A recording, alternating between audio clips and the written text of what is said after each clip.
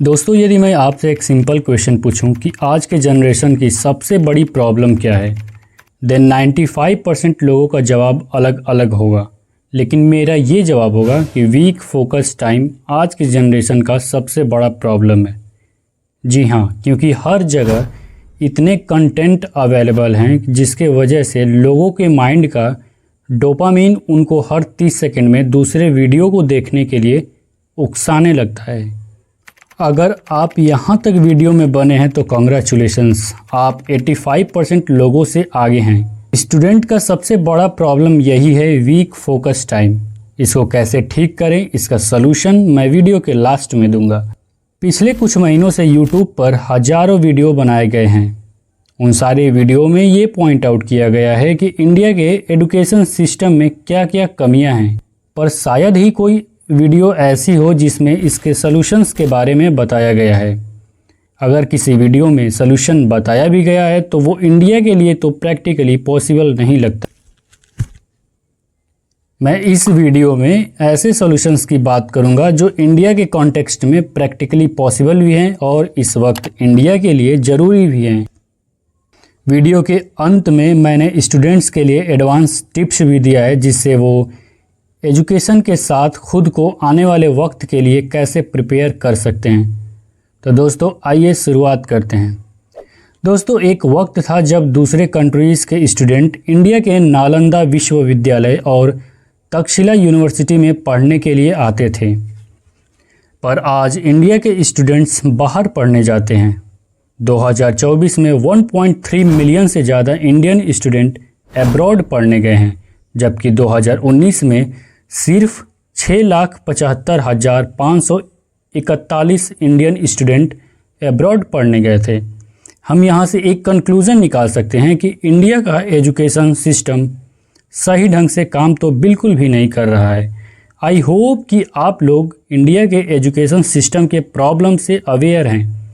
सो हम प्रॉब्लम के डिटेल्स में नहीं जाएंगे, बस उस प्रॉब्लम का थोड़ा सा ओवरव्यू लेंगे और सॉल्यूशंस की बात करते हैं। पहले हम बात करते हैं प्राइमरी लेवल पर स्टूडेंट क्या क्या फेस कर रहे हैं और उसे हम कैसे टैकल कर सकते हैं। दोस्तों, बच्चे की उम्र अभी 4 से 5 साल रहता है तभी घर वाले एडमिशन करा देते हैं। 1 साल प्ले ग्रुप में बच्चा फंसा रहता है, देन प्री नर्सरी, उसके बाद nursery, LKG, UKG, then class first. यानी कि बच्चे का दिमाग अभी पूरी तरह डेवलप भी नहीं हुआ होता है, तभी उसे स्कूल के बोझ में घुसा दिया जाता है। डेली का होमवर्क मिलने लगता है विदाउट एनी फिजिकल एक्टिविटी। इसका सलूशन है कि हमें एडमिशन के लिए मिनिमम एज 7 इयर्स करना चाहिए।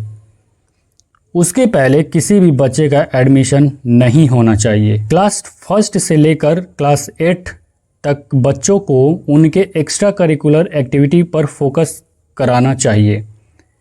क्लास में किसी भी बच्चे को किसी दूसरे बच्चे से कंपेयर नहीं करना चाहिए। जितने भी स्कूल हैं उन्हें मार्क्स देने वाले पैटर्न को हटा के ग्रेडिंग पैटर्न पर शिफ्ट होना चाहिए, जहां एक ही क्लास में ग्रेडिंग पैटर्न के वजह से बच्चों के बीच इन्फीरियॉरिटी की भावना ख़त्म होगी।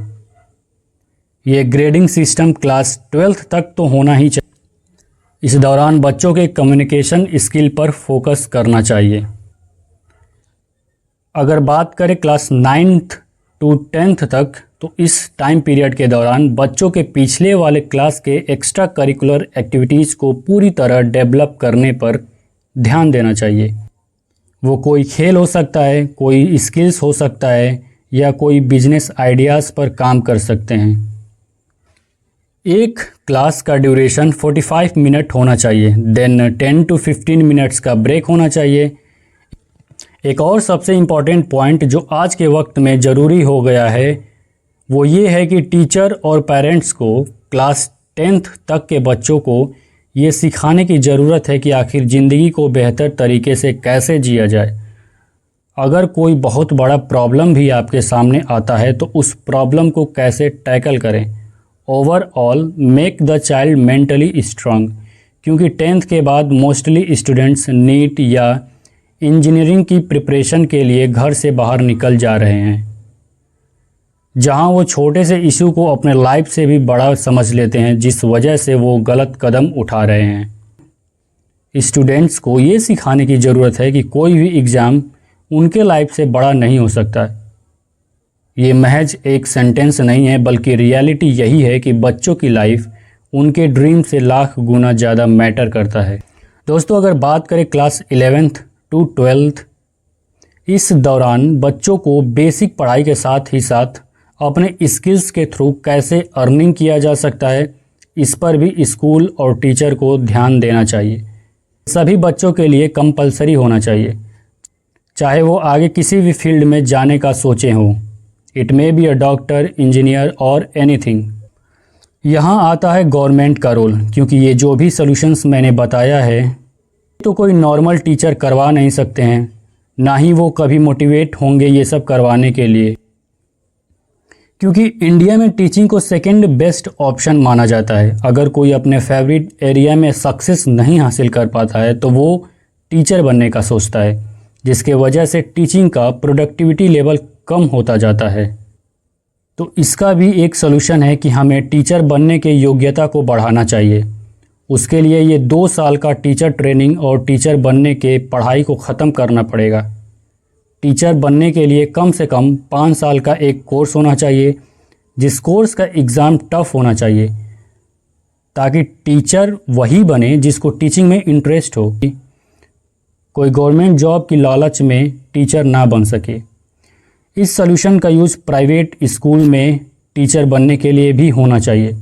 इस सॉल्यूशन से बच्चों का जो टाइम ट्यूशन क्लासेस में जा रहा है वो अपने फैमिली और दोस्तों के साथ जाएगा।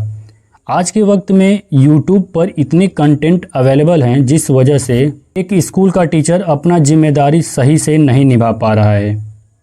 उन्हें ये लगता है कि बच्चा यूट्यूब से पढ़ सकता है, कोचिंग क्लासेस में जाके पढ़ सकता है। सो बेसिकली अगर हम टीचिंग करियर में रिफॉर्म करें तो इससे मैक्सिमम प्रॉब्लम सॉल्व हो सकते हैं, because teacher needs motivation to teach. Experience और ट्रेंड टीचर का बेहतरीन बेनिफिट ये होगा कि वो बच्चों को नए स्किल्स के बारे में नॉलेज देंगे। हमें इस पर भी ध्यान देना चाहिए कि हर क्लास में हर साल टीचर न बदला जाए। एक सब्जेक्ट के लिए एक टीचर हो जो कम से कम क्लास 1 to 8 तक के बच्चों को पढ़ा सकें, ताकि बच्चे उस टीचर से भी फैमिलियर हो सके और इस तरह से उस टीचर को हर बच्चे के वीकनेस के बारे में भी पता होगा। Now comes the main role of the government. Indian government को मैन्युफैक्चरिंग सेक्टर पर अब ध्यान देने की ज़रूरत है, ताकि जो बच्चे अपने स्कूल टाइम के दौरान स्किल्स सीखे हैं, अगर वो बच्चे क्लास 12th के बाद आगे की पढ़ाई नहीं करना चाहते हैं तो अब वो इकोनॉमिक एक्टिविटी में आ सकते हैं। इस सॉल्यूशन से अनएम्प्लॉयमेंट का प्रॉब्लम कुछ हद तक तो ठीक हो जाएगा, क्योंकि जिन बच्चों को आगे पढ़ाई नहीं करना होगा वो बेवजह एजुकेशन के चक्रव्यूह में नहीं फंसे रहेंगे, बल्कि अपने स्किल्स का यूज करके अपने अर्निंग पर फोकस करेंगे। यहाँ माता पिता और सोसाइटी को समझना होगा कि everyone is not going to be a doctor, engineer और IAS PCS। इन शॉर्ट हम कुछ पॉइंट ऐड कर सकते हैं, जैसे फर्स्ट पॉइंट, होमवर्क का लोड कम कर देना चाहिए। सेकेंड पॉइंट, हर मंथली या क्वार्टरली यूनिट टेस्ट और एग्ज़ाम साइकिल से बच्चों को दूर रखना चाहिए। हमें मैक्सिमम 2 एग्ज़ाम कराने चाहिए, एक हाफ ईयरली और एक एनुअल एग्ज़ाम। बेस्ट अप्रोच ये रहेगा कि स्कूल में सिर्फ एक ही बार एग्ज़ाम हो और वो एनुअल एग्ज़ाम हो। Third point, decrease the number of students in each class. दोस्तों, इंडिया में अगर एवरेज देखा जाए तो एक क्लास में 60 to 65 स्टूडेंट्स होते ही हैं। इतने सारे स्टूडेंट्स को सिर्फ एक टीचर हैंडल करता है, जिस वजह से स्टूडेंट्स का प्रोडक्टिविटी लेवल कम हो जाता है।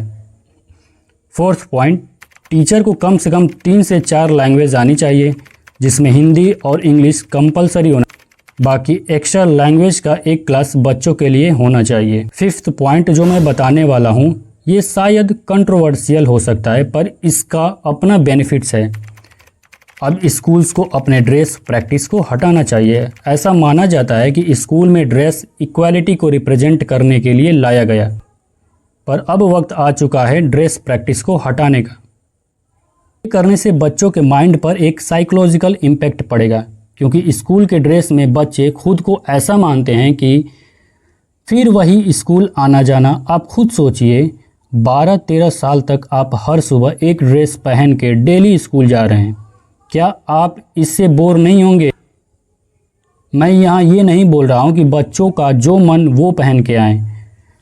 बिल्कुल, यहाँ पर एक ब्रॉड नीच होना चाहिए कपड़ों का, जिसमें से स्टूडेंट्स को जो सही लगे वो पहनकर स्कूल आ सकते हैं। हर स्कूल को पुराने पैटर्न को पीछे छोड़ना होगा। जो बेसिक सब्जेक्ट्स हैं like science, maths, social science, इन सब के अलावा हमें फ्यूचर में आने वाले टेक्नोलॉजी को देखते हुए बच्चों को उसके अकॉर्डिंग पढ़ाने की ज़रूरत है। टीचर के लिए ज़रूरत हो जाता है कि वो अपने नॉलेज को अपग्रेड। यही डिफरेंस क्रिएट करता है इंडिया के एजुकेशन सिस्टम और वेस्टर्न कंट्री के एजुकेशन सिस्टम के बीच में। इन सब के अलावा स्कूल में डिसिप्लिन पर फोकस होना चाहिए। यहाँ आप लोग डिसिप्लिन को हार्श पनिशमेंट समझने की गलती मत करिएगा। Now come to the question, जो कि मैंने वीडियो के शुरू में बोला था कि लास्ट में स्टूडेंट्स के लिए टिप्स दूंगा। दोस्तों, अगर ये सारे चेंजेस एजुकेशन सिस्टम में होते हैं तो ठीक, मगर मेरे वीडियो से आखिर गवर्नमेंट को क्या ही फ़र्क पड़ता है। मेरा ड्यूटी ये है कि जो स्टूडेंट्स इस वीडियो को देख रहा हो वो सिर्फ एक काम करे, अपने पढ़ाई के साथ किसी एक स्किल्स को सीखने पर ध्यान दे।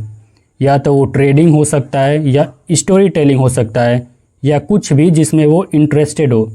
बिलीव मी, फ्यूचर में आपको ये हेल्प करेगा। सेकेंड क्वेश्चन ये था, अपने वीक फोकस टाइम को कैसे इम्प्रूव करें, कैसे हम लंबे समय तक कोई लेक्चर सुन सके, देख सकें। क्योंकि शॉर्ट वीडियो जो यूट्यूब पर चल गया है, इंस्टाग्राम रील, और हमारे आंखों के सामने जब नए नए कंटेंट दिखता है तो बेशक हमें वहां शिफ्ट होने का दिल करता है। इसका बेस्ट सॉल्यूशन है, आप एक ऐप डाउनलोड कर लीजिए जिसका नाम है नो स्क्रॉल ऐप। इसका यूज करके आप अपने यूट्यूब पर शॉर्ट्स वीडियो को या इंस्टाग्राम पर रील्स को नहीं देख पाएंगे। एक ऐप और डाउनलोड कर लीजिए जिसका नाम है फॉरेस्ट ऐप, जो आपके प्रोडक्टिविटी लेवल को और वीक फोकस टाइम को इम्प्रूव करने में हेल्प करेगा। आई होप कि ये वीडियो यूज़फुल रहा होगा। 3 इम्पॉर्टेंट टॉपिक्स और हैं जिसको कवर करना है। First one is changes needs in education system after class 12th। दूसरा ये कि अगर कोई बच्चा गवर्नमेंट सर्विस में जाना चाहता है तो उसके लिए हमारे एजुकेशन सिस्टम में क्या चेंजेस की ज़रूरत है। एंड लास्ट, हम ओवरऑल ऐसा क्या करें कि इंडिया में पहले के जैसे अदर कंट्रीज़ के स्टूडेंट्स आएँ और इंडियन स्टूडेंट्स बाहर न जाएं। ये सारे क्वेश्चन एक वीडियो में कवर कर दूंगा। दोस्तों, अगर आप लोगों को इन टॉपिक्स पर वीडियो चाहिए तो कमेंट करके बताइए। जय हिंद।